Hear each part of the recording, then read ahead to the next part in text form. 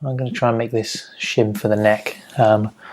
I've skipped a step that I haven't filmed, which is me cutting a shim from a 2mm thick bit of, or 1.5mm, maybe 1mm thick bit of basswood that I got from Hobbycraft, and shaping it so that it fits in the neck pocket.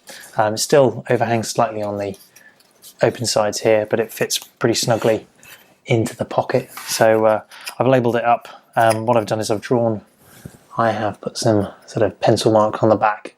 So the aim is I'll grab this piece of blue tack, I'll put this down on the table, squish the blue tack on, and I'm hoping that I can apply pressure, whilst moving it from side to side with the blue tack, and try and get a slant, more off at the headstock end of the shim, so that it angles. It's going to angle upwards towards the bridge and hopefully raise the playing action. So I've just got a bit of. I'm going to assume that this piece of basswood that I was using for the stain the wood conditioner experiment. I'm going to just stick it on the back of this, and hopefully apply enough pressure on one side that means that I can get the right sort of slant. So here we go. Whether this will work or not, so I'm just going to check that. So I'm taking it off from the middle only, so this is not going to work like that. I really need to have it so that it's applying evenly. I don't know whether that's possible with spreading the blue tack out. Whether I can get enough pressure like that with 3 fingers across it. Hopefully I can. And just try and thin out this end. So let's have a look. That's a bit better. So it's going to take a while though. So stand by.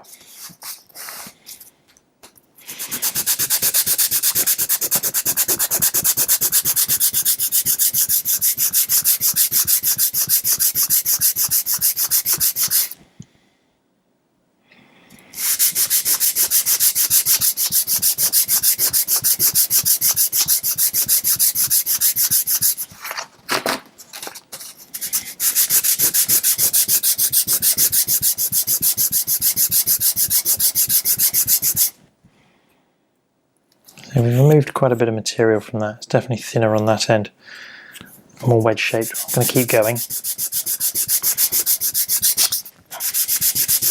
and then we'll give it a go. We'll try it in the guitar. Try just laying the neck on top of it. See whether we've got any. Right, yeah, let's give that a go. So that is at least sanded off fairly evenly. I don't know if you can see that. Give that a blow. So you can see, hopefully, that the mark has come off kind of uniformly across the board. So let's put that back in there. Let's see what we've got. So I have got dust up your nose. So I've got the neck, and I'm just using what's that, leveling beam. And I'm probably going to need an actual bridge on this guitar. So let's see where we end up. So I'm just trying to see whether I can get to just kiss the top of these saddles here.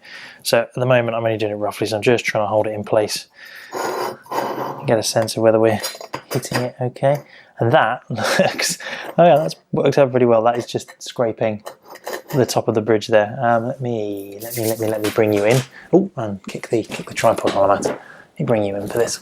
Oh. There we go. Oh. Let's bring that in. So hopefully, can you see? Let's just get that in focus. So that's like that. So if I just sort of push everything down, hold it up, you can see that's just kissing the top of the bridge saddle while everything's dunked down. So that's pretty good. I think I'm going to go with that. We'll go with that and see how that works. So let me put you back up on the tripod there. Oh, plug you back in. Don't drop the camera. There we go. Right. Okay. You are back in the room. Bring that back. So the next step will be to, I think is his name John Levan? I think the Guitarist magazine. I took tips from his article on shims. So he recommends putting a bit of super glue where on both sides, I think, where the holes are going to be, so you don't sort of shatter through. There's a bit more solidity when you go through the shim. So I'll do that. I'll put a bit of super glue just over the edge on the shim itself, and hopefully then get that in place. We'll sand the rest of it down. Sand these edges flush, although they're not too bad at the moment. And hopefully that will be it. Then the guitar will have a decent angle to it when it's all screwed in. So yeah, that's not too bad. First attempt at making a shim. I think that lifts it up enough. Yeah, hopefully once it's all squidged down and everything's in, just brushes against the top of the saddle there. So then, fingers crossed, I'll string that back up again, and we'll get some joy. So yeah, I'll put the super glue on.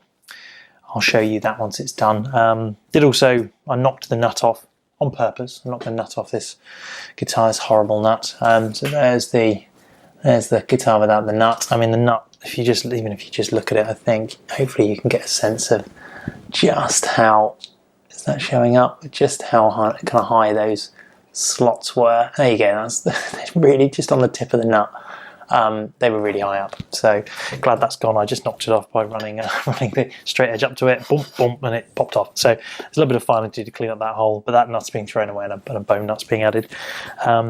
Right, so yes, finish off this shim, hopefully get it all screwed and see what happens. So I'll be back.